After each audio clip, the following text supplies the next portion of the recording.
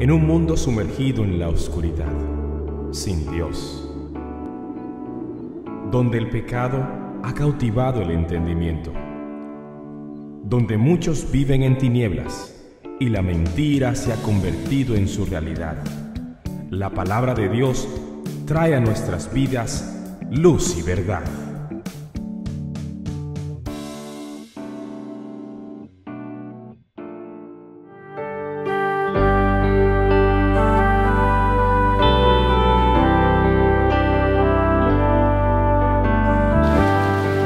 Mateo capítulo 5, y vamos a leer el versículo número 3 en esta hora. Y leo la palabra del Señor. Bienaventurados los pobres en espíritu, porque de ellos es el reino de los cielos. A manera de introducción, y al ver el sermón en esta mañana, yo voy a dividir el sermón en 4 partes. La primera, que tiene que ver con el análisis general sobre lo que es el Sermón del Monte. La segunda, vamos a ver el significado de esta frase, qué significa ser pobres en espíritu. La tercera es que vamos a ver el significado en un sentido positivo, y en cuarto lugar vamos a ver nosotros algunas aplicaciones prácticas. A manera de introducción, yo quiero indicar que esta bienaventuranza, que es la primera en la lista que el Señor da en el Sermón del Monte, es la clave de todas las demás bienaventuranzas. Este es el punto medular para poder comprender las otras bienaventuranzas. Si no comprendemos esta bienaventuranza, no podemos comprender las demás. No podemos entender las demás. Las bienaventuranzas que el Señor dio ahí en el Sermón del Monte tuvieron la particularidad de ser como el manual de conducta del cristiano. Lo que el Señor empleó en este sermón era la manera como el cristiano debería de comprometerse o conducirse en esta vida. Por lo tanto, cuando nosotros vamos a esta primera bienaventuranza, nosotros vemos que Él empieza con algo que es clave para el resto de las demás. Hay una secuencia espiritual lógica, dice el doctor Martin Lloyd-Jones, y él dice que no están colocadas allí al azar. Es la primera, porque si no está esta al inicio, dice él, no hay acceso al reino de Dios. Si no comprendemos esta, o si no pasamos por esta bienaventuranza, no podemos entrar al reino de los cielos. Es una característica esencial, fundamental del cristiano y de todo ciudadano del reino de los cielos. Todas las demás bienaventuranzas son una consecuencia de esta. ¿Cómo nosotros podemos analizar el Sermón del Monte? ¿Cómo es que nosotros podemos comprender el Sermón del Monte? Uno debe pensar que en esta enseñanza que nuestro Señor Jesucristo dio para sus discípulos y para un grupo de gente que le seguían, uno debe ver estas enseñanzas en este monte como algo que no lo podemos alcanzar por nosotros mismos, que no lo podemos lograr por nosotros mismos.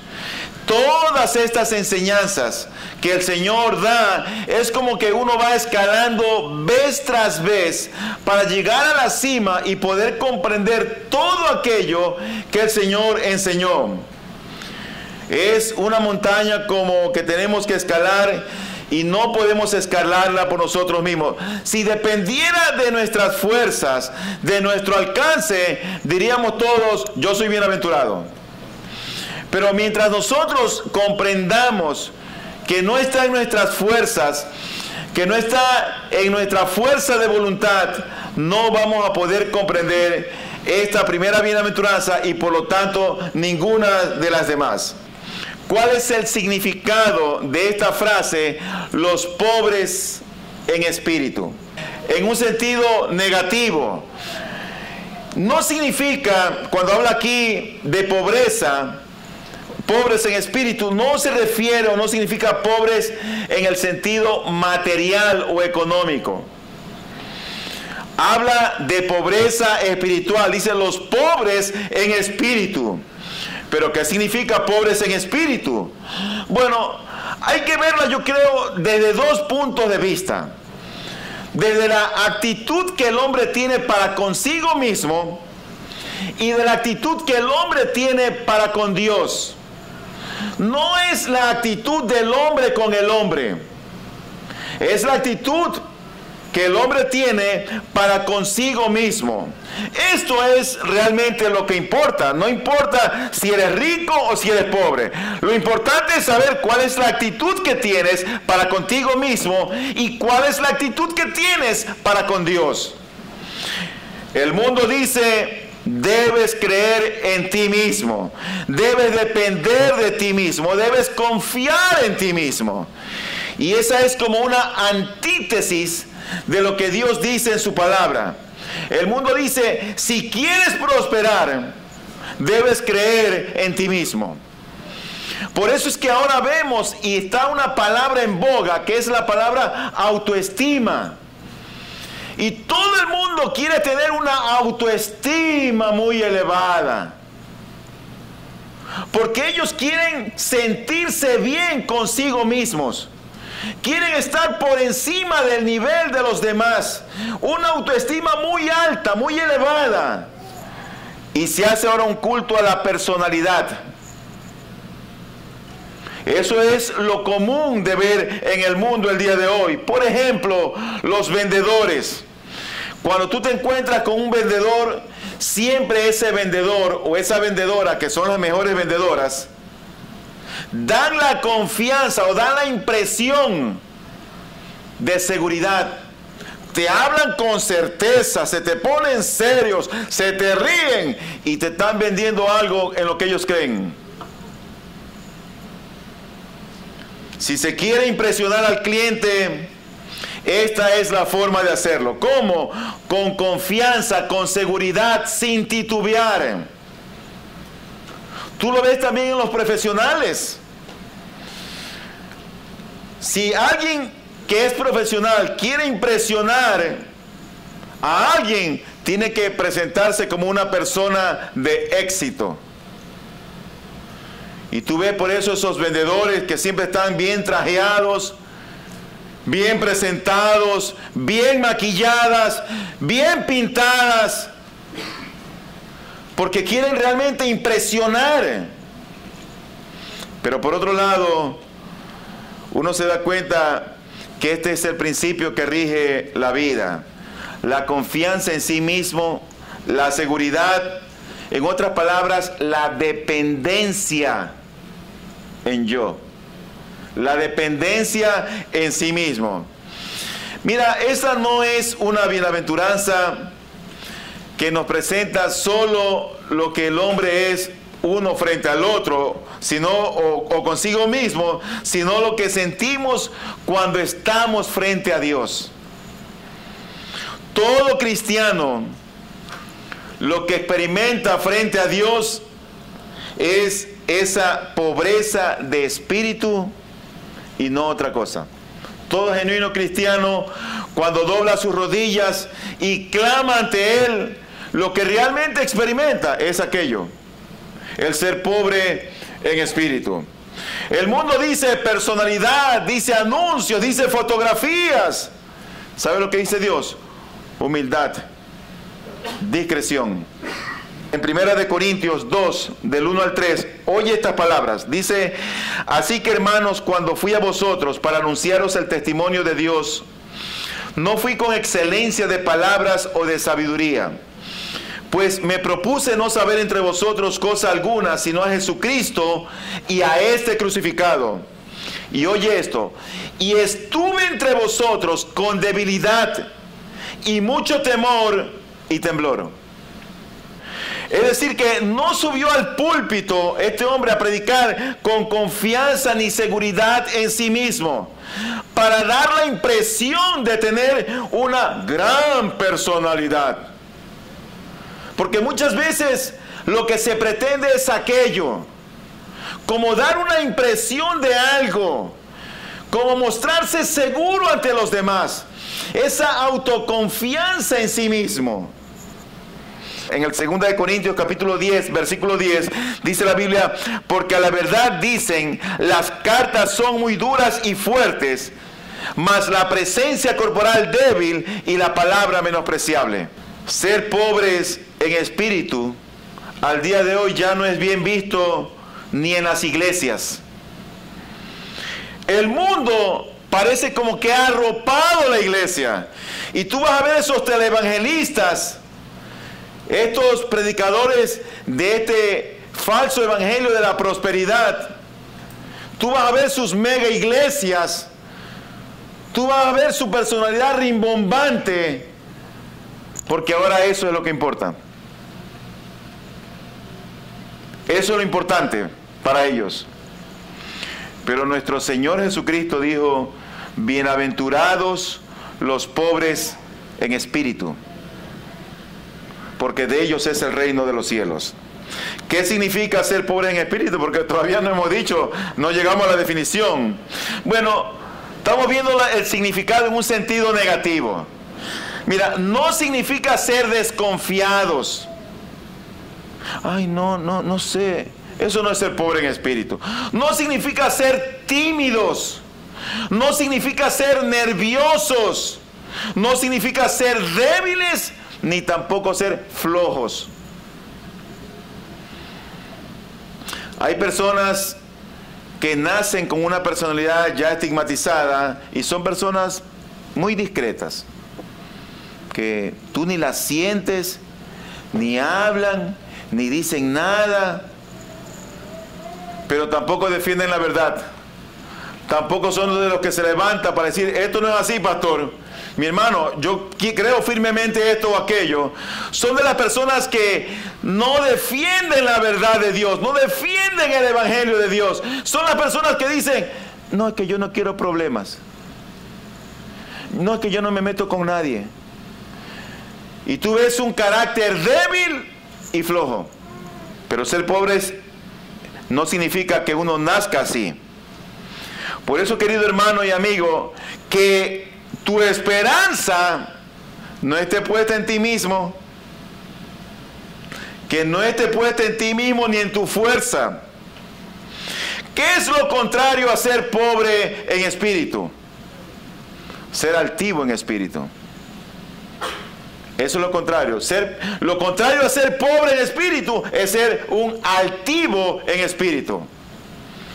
El hombre que es pobre en espíritu, con todo lo que hemos visto, no debería de preocuparse por la impresión que causa, ni por la apariencia personal, porque siempre las personas que son pobres en espíritu van a causar la impresión adecuada. Entonces vamos a pasar ahora al significado en un sentido positivo. ¿Qué significa ser pobres en espíritu? Bueno, la respuesta nosotros la encontramos en el libro de Isaías, en el capítulo 57 y versículo 15. Mira, querido hermano, lo que dice aquí la escritura. Isaías 57, 15.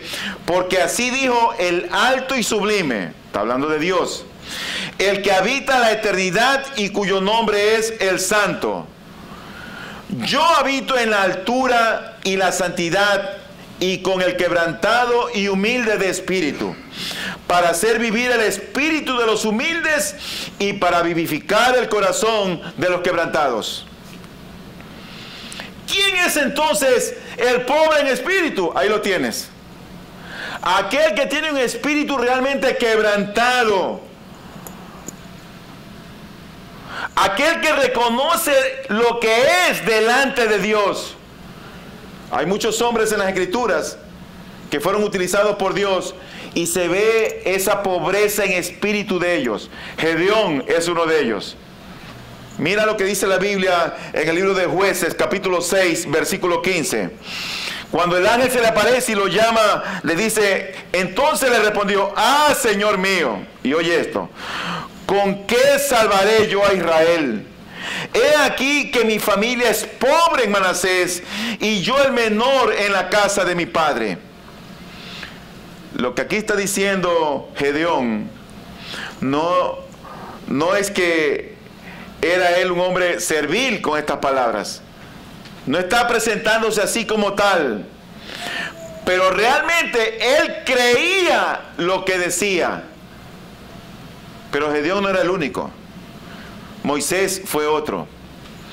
Cuando Moisés es llamado por el Señor, dice en Éxodo 3:11, que él le responde a Dios: ¿quién soy yo para que vaya a Faraón y saque de Egipto a los hijos de Israel? Mira, esta gente realmente sabía que no podía ser tremenda encomienda de parte de Dios. Y él reconoce su condición delante de Dios. Y dice: ¿quién soy yo? David, 1 Corintios 29:14, va a construir el templo. ¿Cómo construye este templo? Yo casi estoy como David también. ¿Cómo construimos una iglesia? Y oye lo que dice David, 1 Corintios 29:14. Porque ¿quién soy yo? Mira que siempre la pregunta: ¿quién soy yo? Pablo dijo: miserable de mí. Él dice: ¿quién soy yo y quién es mi pueblo? Para que pudiésemos ofrecer voluntariamente cosas semejantes. Y él reconoce y dice: pues todo es tuyo y de lo recibido de tu mano te damos. Él se veía incapaz, impotente, débil para construir un templo de esa envergadura.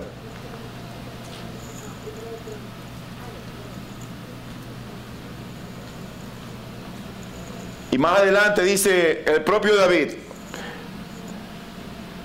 en 2 Samuel 7:18, un poquito más atrás, 2 Samuel 7:18, dice: y entró el rey David y se puso delante de Jehová y dijo: Señor Jehová, ¿quién soy yo y qué es mi casa para que tú me hayas traído hasta aquí? La misma respuesta vez tras vez en todos estos hombres que Dios utilizó. Isaías capítulo 6, versículo 5. Este hombre está en el templo. Había muerto el rey Usías, un hombre que había traído mucha paz y prosperidad a la nación, y murió el rey. Él entra al templo y él tiene la imagen divina de Dios en el templo.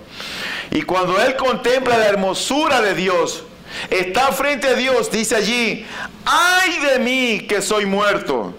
Porque siendo hombre inmundo de labios y habitando en medio de pueblo que tiene labios inmundos, han visto mis ojos al Rey Jehová de los ejércitos.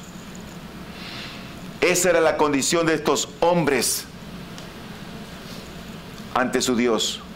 Pedro fue otro hombre similar a ellos. Ya en el Nuevo Testamento dice, en el capítulo 5, versículo 8, cuando Pedro comprueba y se da cuenta de la majestuosidad, de la grandeza, de los milagros que hacía Cristo y de la palabra que él tenía, él llega y dice en el capítulo 5, versículo 8 de Lucas: viendo esto, Simón Pedro cayó de rodillas ante Jesús diciendo: apártate de mí, Señor, porque soy hombre pecador. Qué alto, qué grandeza, qué sublime que era Dios para ellos. Yo no merezco estar contigo, no merezco estar delante de ti. Veían su pobreza, su humildad. Y eso ocurre que a Dios le agradaba. Y a pesar de Pedro decir estas palabras, Pedro nunca dejó de ser el Pedro que conocemos. Un hombre decidido. La personalidad básica de Pedro permanece, y con todo y todo, ese hombre es pobre en espíritu. Siempre fue un líder, siempre fue lo que tuvo adelante. Un hombre arrojado.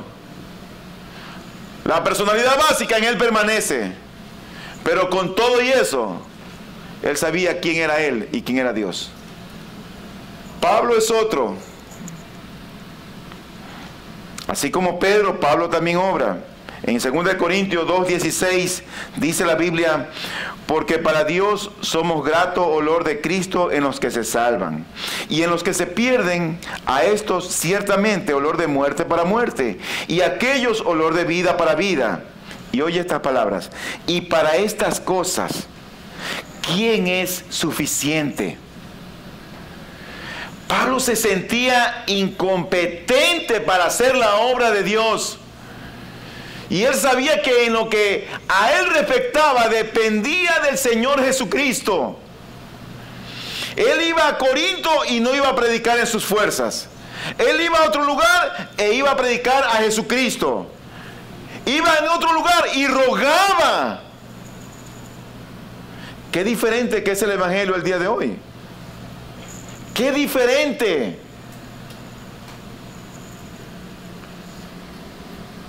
Sin lugar a dudas, uno de los mayores ejemplos de esa condición de pobreza en espíritu en el Nuevo Testamento es Juan el Bautista.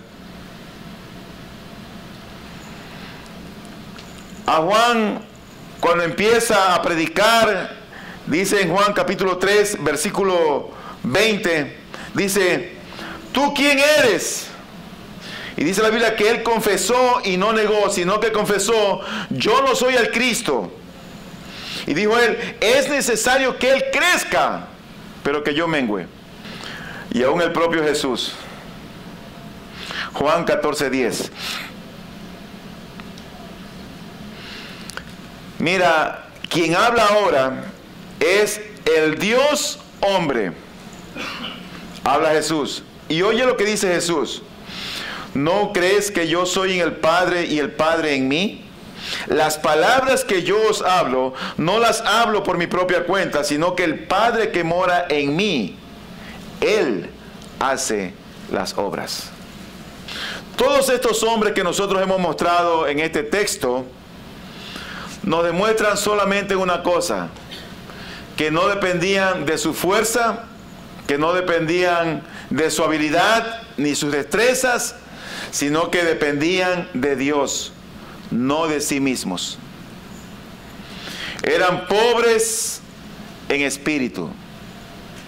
Y ser pobre en espíritu, en otras palabras, es ausencia o muerte al orgullo, muerte al yo, muerte o eliminación de esa seguridad que tenemos en nosotros mismos, de poder saber, de poder comprender que nada somos en la presencia de Dios si no es por su misericordia y por su gracia.